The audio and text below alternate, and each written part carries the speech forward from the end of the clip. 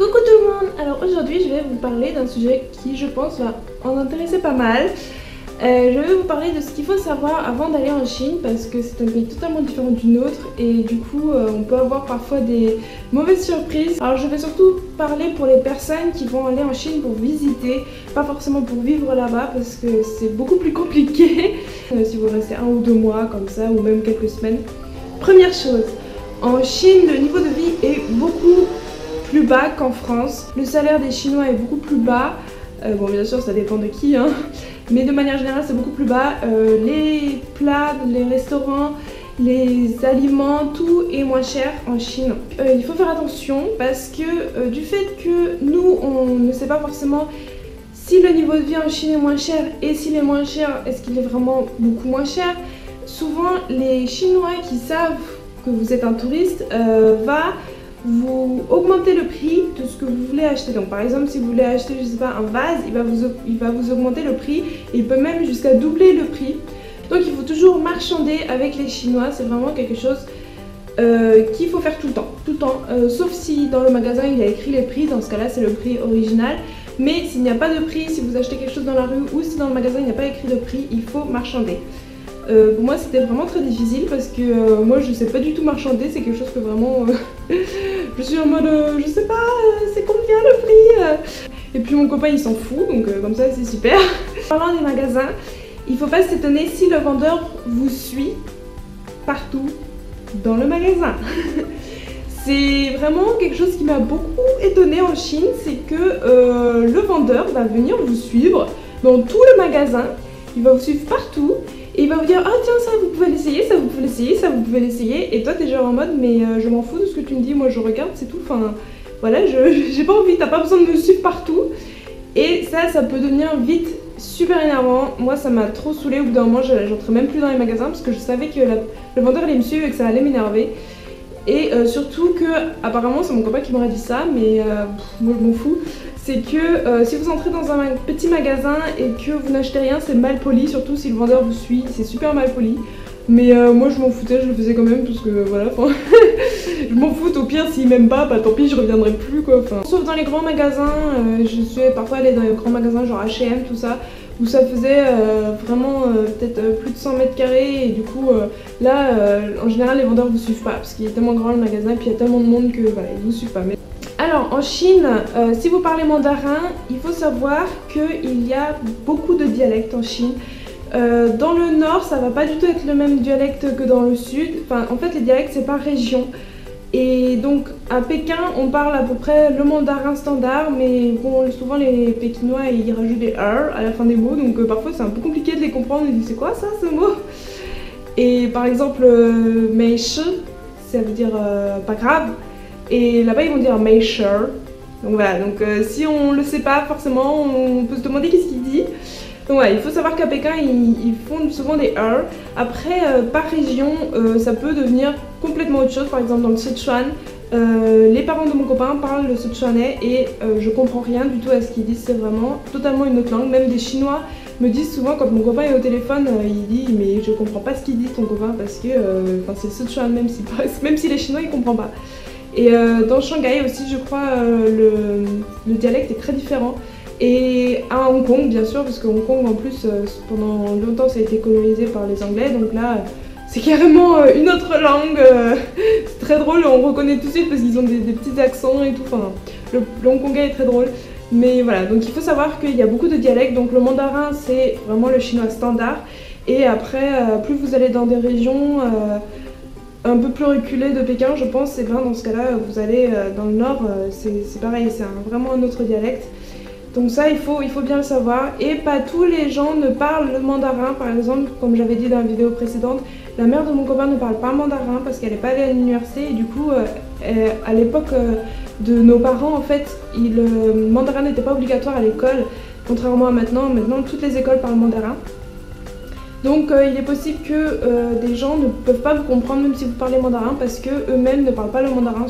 Surtout les paysans dans les campagnes, de manière générale, ils ne parlent pas du tout mandarin. Vous parlez que anglais, c'est encore plus compliqué parce que pas tout le monde ne parle anglais.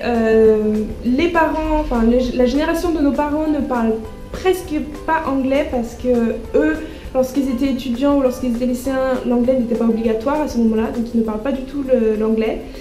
Moi, quand j'étais en Chine, j'ai rencontré qu'une seule personne de la génération de nos parents, enfin de mes parents, qui parlait anglais, et c'est parce qu'il avait travaillé dans la marine marchande, et donc forcément il était obligé de parler anglais pour commercialiser avec les autres pays. Mais sinon, moi je connais personne qui parlait anglais. J'ai rencontré une autre personne, c'était une prof d'anglais, donc forcément elle parlait anglais. Mais voilà, et les jeunes, beaucoup parlent anglais maintenant parce que maintenant c'est devenu obligatoire à l'école, même dès la primaire ils commencent à apprendre l'anglais. Mais ceux qui sont étudiants maintenant ou qui ont dans les 20-26 ans, ça dépend. Il y a certains qui parlent très bien anglais, certains qui parlent moins bien parce qu'ils n'ont pas voulu apprendre l'anglais au lycée, donc ils parlent presque pas anglais, ou d'autres qui n'osent pas du tout parler, ils le savent un peu le parler mais ils n'osent pas du tout. Donc c'est vrai qu'à ce niveau-là c'est assez compliqué. Si jamais vous voulez demander de l'aide à quelqu'un, essayez plutôt quelqu'un de jeune parce que lui il saura parler anglais, ou du moins il saura bredouiller quelques mots d'anglais, mais évitez plutôt les personnes âgées. Donc si jamais vous voulez vous déplacer dans une grande ville genre Pékin, Hong Kong, je sais pas où vous voulez aller, prenez le taxi. Le taxi est beaucoup moins cher qu'en France. En France le taxi c'est un peu genre les riches qui prennent ça. Mais si jamais vous voulez aller d'un endroit à l'autre, que vous n'avez pas forcément beaucoup de temps et que vous n'avez pas forcément, vous savez pas où est un arrêt de bus ou je sais pas quoi, prenez un taxi, c'est pas cher. De manière générale, ils allument aussi le compteur, donc normalement, enfin moi ça s'est toujours bien passé en tout cas. C'est vrai qu'à ce niveau-là, évitez les pousse-pousse parce que les pousse-pousse c'est plus pour les touristes, et du coup voilà, si jamais vous voulez faire un tour en pousse-pousse juste pour faire, vous pouvez le faire, mais ce sera beaucoup plus cher que le taxi. Les moyens de transport, le métro, nickel, tout va bien. Bon, il y a toujours beaucoup de monde, il faut éviter les heures de pointe parce qu'il y a beaucoup de monde. Si vous évitez les heures de pointe, il n'y a pas de souci. Par contre, il faut savoir que le bus ne passe pas tout le temps et il n'y a pas écrit les horaires de bus aux arrêts de bus. Donc en fait c'est un peu au pif. Nous quand on devait prendre le bus on attendait parfois 10 minutes, 20 minutes, on savait pas quand le bus allait arriver, ça, on attendait, puis il y avait le numéro, quand le numéro c'était le bon, bah, on prenait celui-là. Donc c'est vrai qu'au niveau des bus c'est assez compliqué si on n'est pas chinois, si on parle pas le mandarin, je pense que c'est assez compliqué. Moi comme j'avais mon copain ça allait, mais voilà, je vous préviens pour le bus, faites attention. Au niveau des endroits en Chine, il faut savoir qu'il peut y avoir des endroits très riches. Et à côté, il peut y avoir des endroits très très pauvres. Vous pouvez rencontrer des Chinois qui se trimballent en BMW, qui ont une montre en or.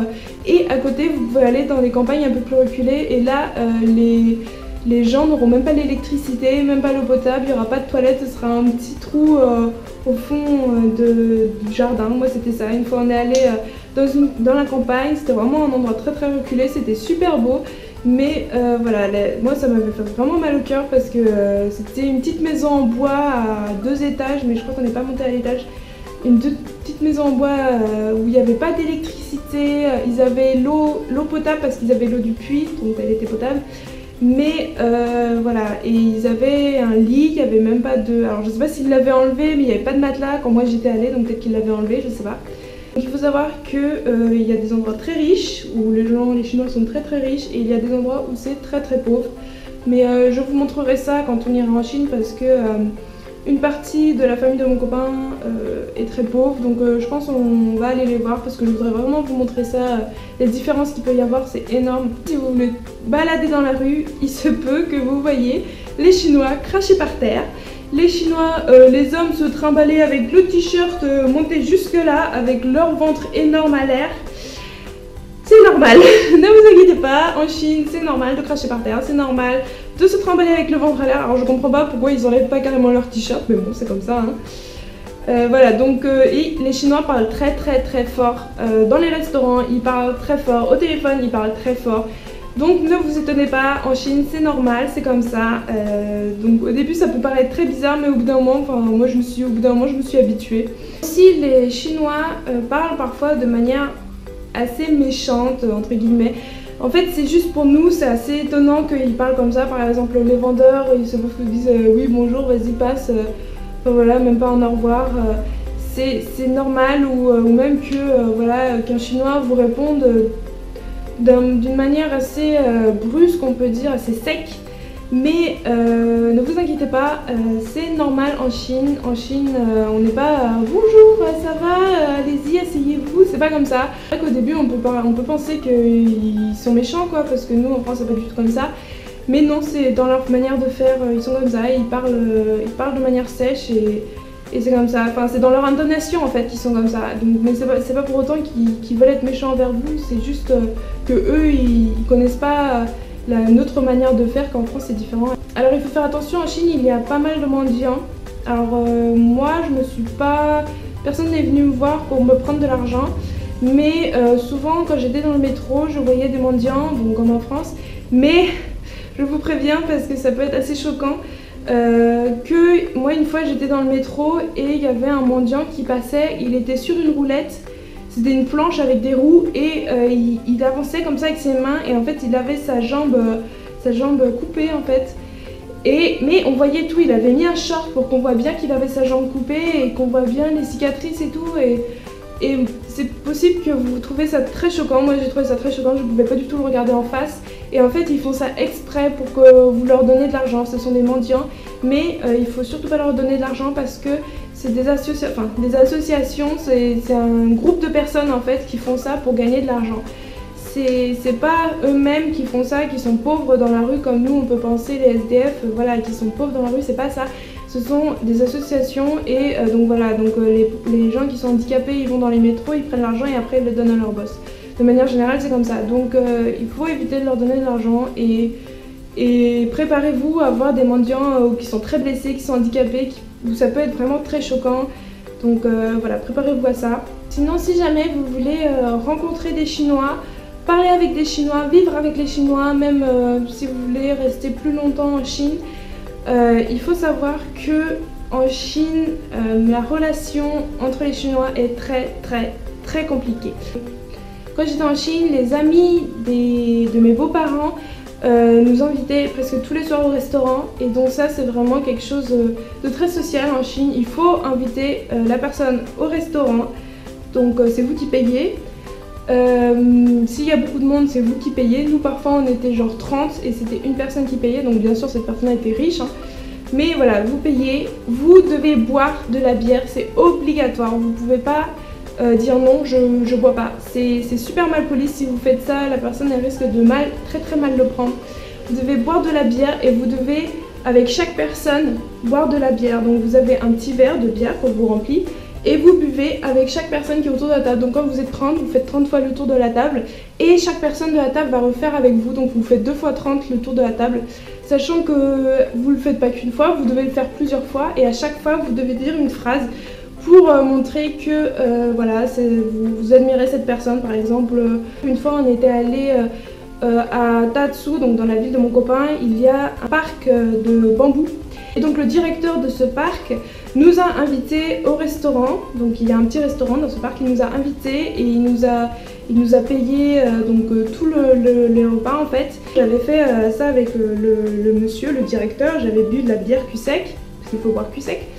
Et vous devez dire une phrase. Donc moi par exemple là j'avais dit si jamais mes Français viennent en France, je leur dirais de venir vous voir, de venir voir votre parc. Voilà, une petite phrase pour dire pour lui faire plaisir. Donc ça c'est très important si jamais vous voulez avoir un réseau social en Chine, parce que le réseau social en Chine c'est très important. C'est vraiment si vous n'en avez pas, vous ne pouvez pas vivre en Chine, c'est très compliqué. Voilà, donc ça c'est une manière, il y a plein d'autres manières, je ferai une autre vidéo là-dessus.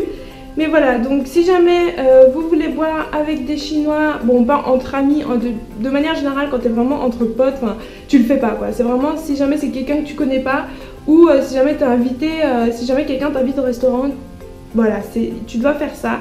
Donc boire de la bière avec la personne, et puis après en général encore après on fait un autre restaurant, et puis après encore un autre restaurant. Et voilà, et à la fin tu deviens sous et tu rentres complètement sous à la maison. Je suis rentrée plusieurs soirs très sous à la maison et le lendemain j'avais juste pas envie de retourner au restaurant parce que j'en pouvais plus, la bière ça reste dans l'estomac, j'en pouvais plus.